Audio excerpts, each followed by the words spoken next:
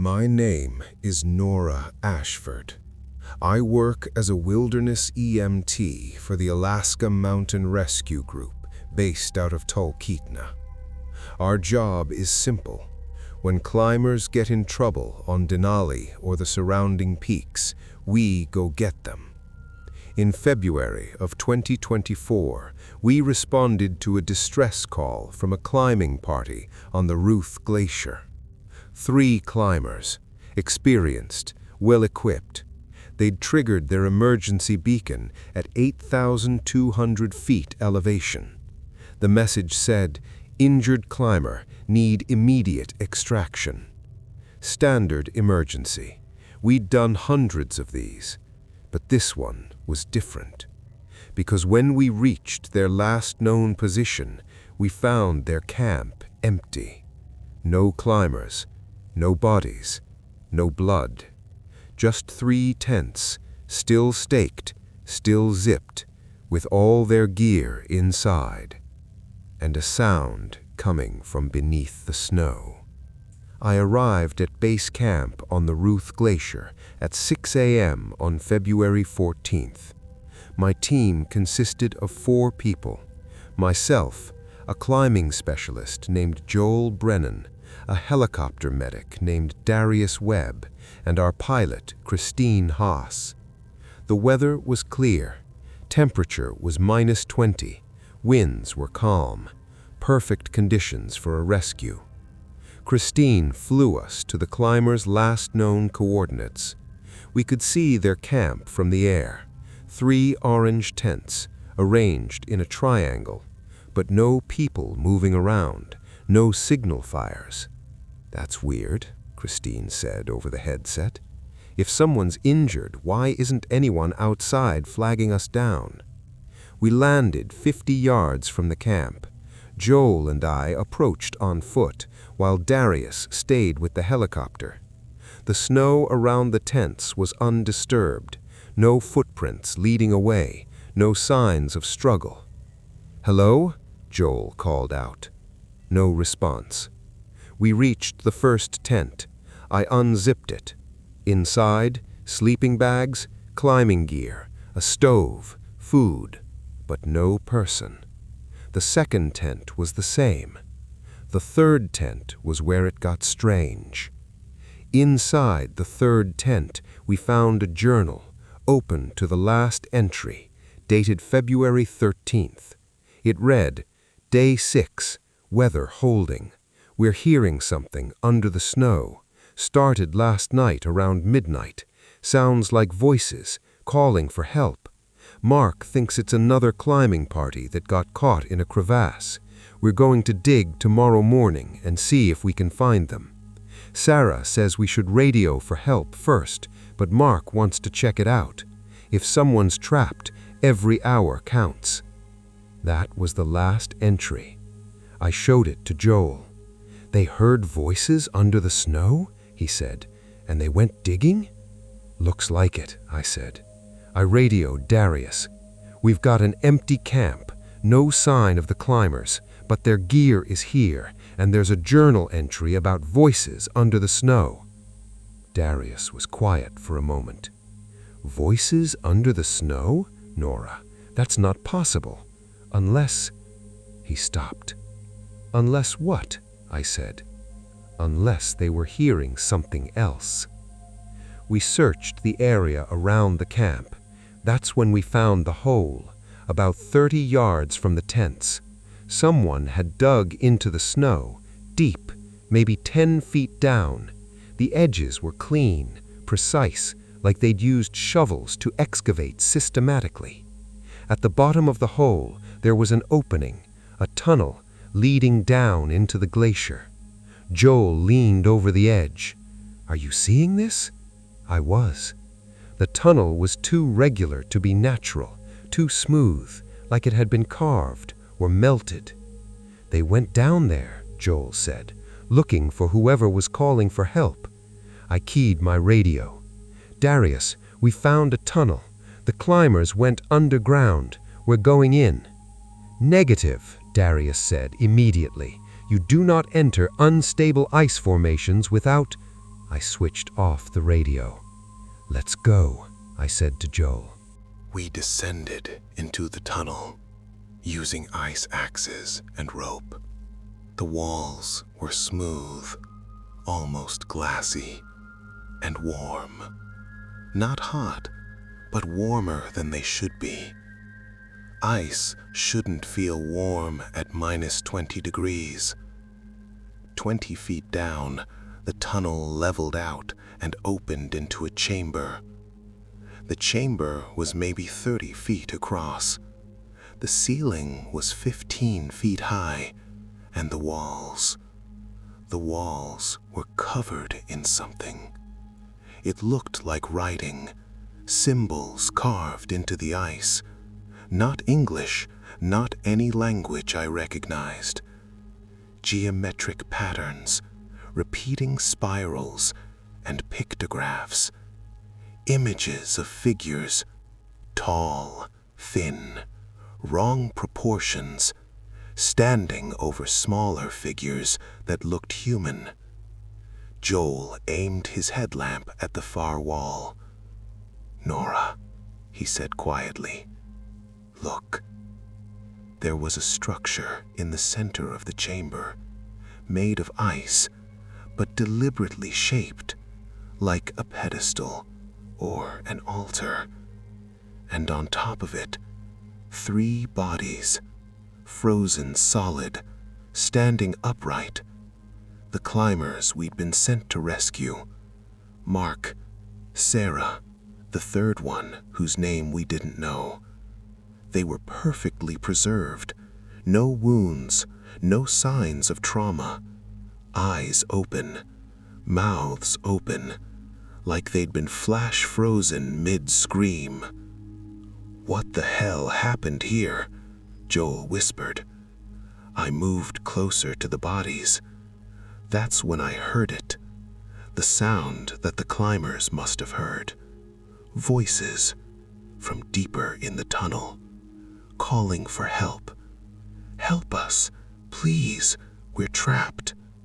The voices were clear, distinct, male and female, old and young, all speaking at once. "Help us, please, we're trapped." Joel grabbed my arm.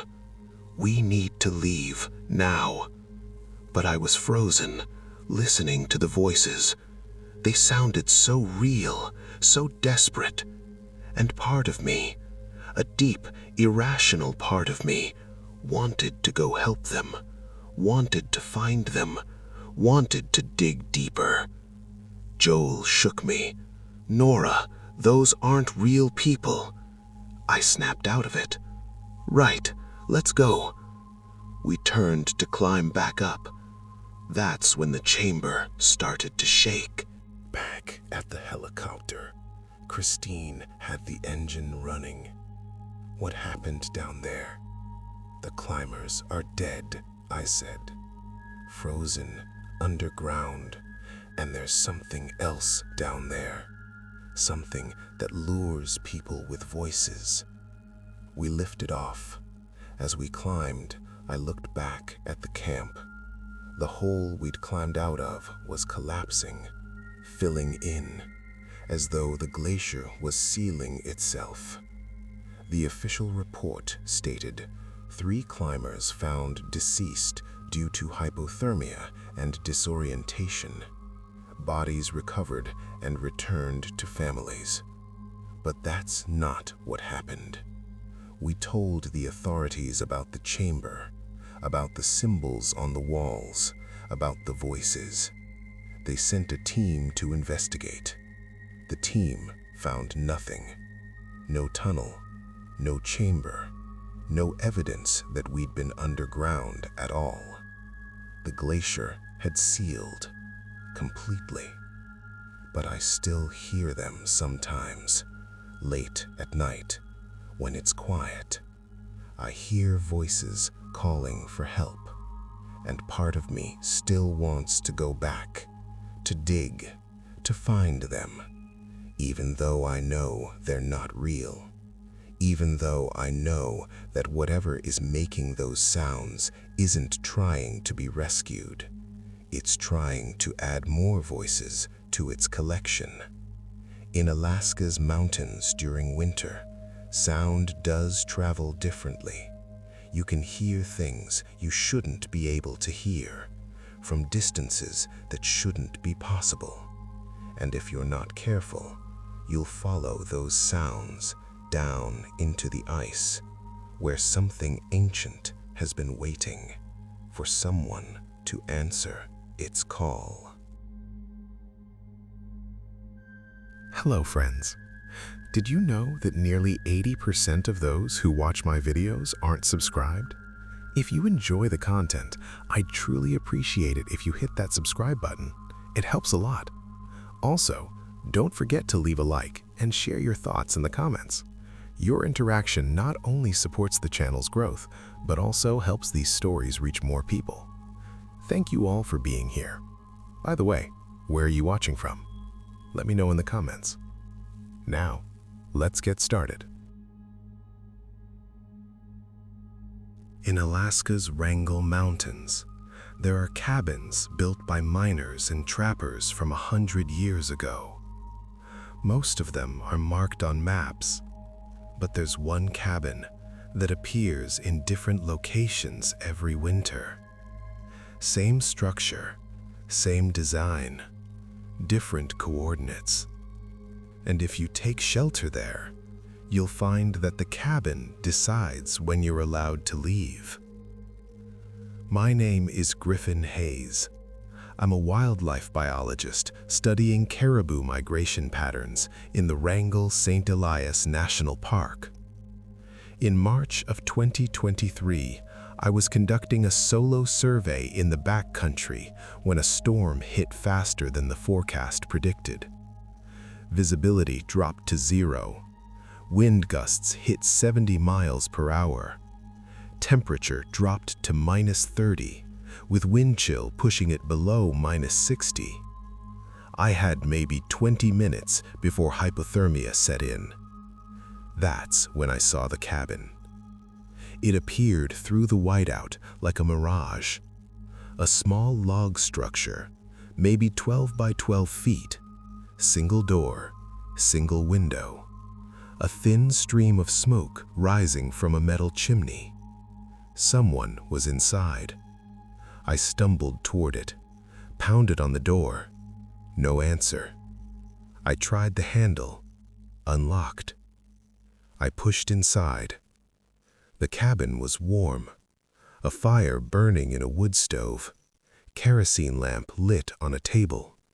But no person. "Hello?" I called out. My voice absorbed into the log walls. No echo. I closed the door behind me. The wind stopped immediately. The cabin was silent. Perfectly silent. No creaking wood. No wind whistling through gaps. Just absolute quiet. I shed my outer layers, hung them near the stove to dry. The cabin was furnished simply.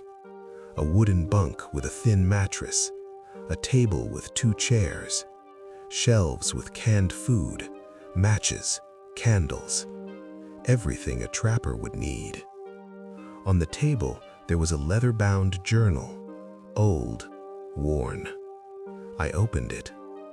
The first entry was dated March 15, 1924, written in faded ink. Found this cabin today after 3 days in a blizzard. Thought I was dead. Fire was already lit when I arrived. No one here. Food on the shelves.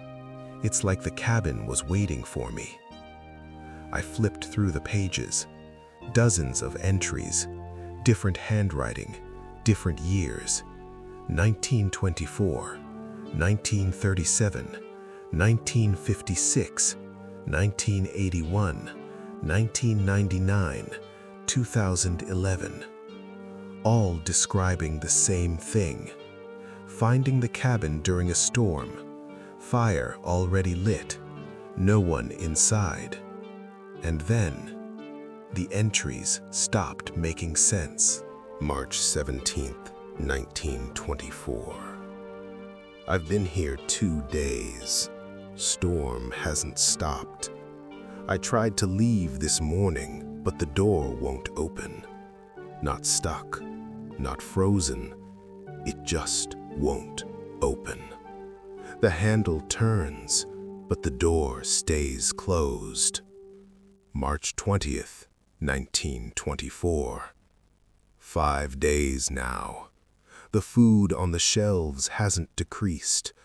I've eaten a can of beans every day, and there are still the same number of cans on the shelf. The fire hasn't gone out once, and I haven't added any wood. March 25th, 1924. The window shows the same view no matter what time of day.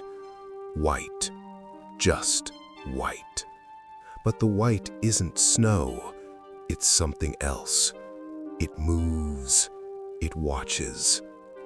The final entry in that handwriting, March 30th, 1924. The cabin let me leave today. Door opened on its own. I walked out into clear weather, but I'm not where I started. I'm 200 miles south, and I've been gone for 15 days. But in the cabin, it was only 15 days. I closed the journal, looked at the door, tried the handle. It turned, but the door didn't open. On the 7th day, I looked out the window and finally understood what the white was. It wasn't snow, it was a membrane, translucent, organic. It rippled slowly, like something breathing, and inside it, I could see shapes, blurred, distorted, but recognizable. Human shapes, dozens of them, all trapped in whatever substance surrounded the cabin. I was inside something alive. On the 9th day, I started noticing changes to my body. My fingernails had stopped growing.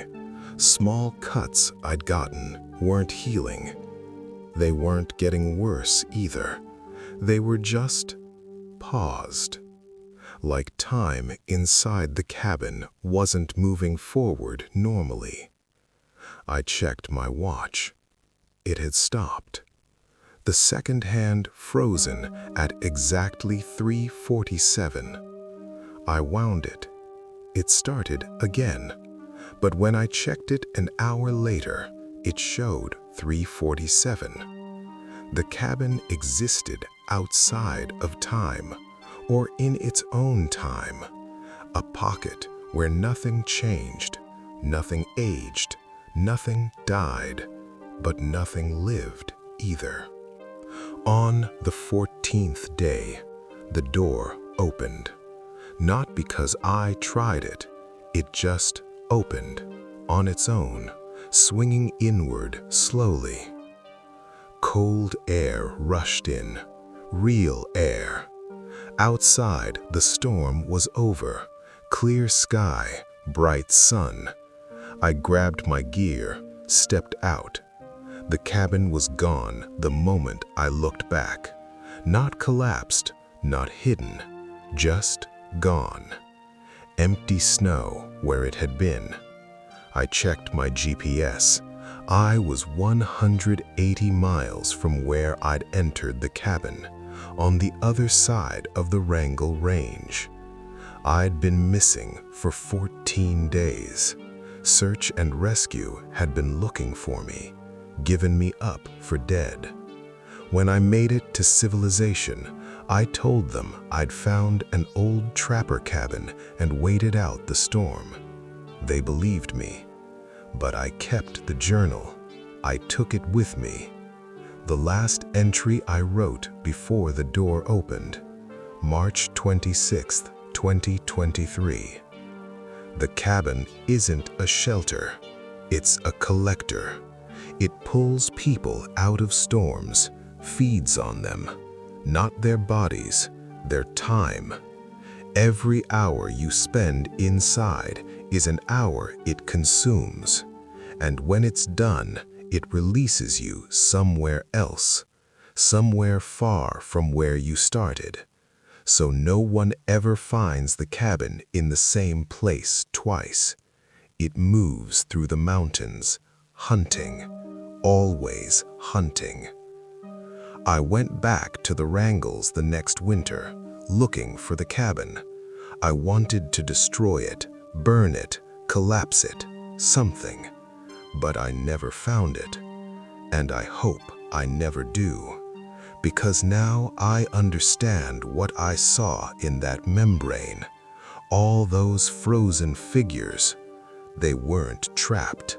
They were waiting for the cabin to feed enough that it would release them too. And some of them had been waiting for a very long time. If you're ever in Alaska's mountains during a winter storm, and you see a cabin that isn't on your map, with smoke rising from the chimney and a door that opens easily, keep walking. Let the storm take you. Because freezing to death in a whiteout is better than spending eternity in a cabin that doesn't age, surrounded by the ghosts of everyone else who thought they were finding shelter. Friends, that was the story for today. I hope you enjoyed it and that it stayed with you in the best chilling way possible. If you made it all the way to the end, thank you. Your time and support truly mean more than you know. This channel is growing because of listeners like you. If you want more real and disturbing encounters like this, please consider subscribing. It really helps the channel continue bringing these stories to life. And if this story gave you chills, let me know in the comments. I read them all, and your thoughts make this community stronger. Until next time, turn off the lights, double-check the room, and I'll see you in the next story.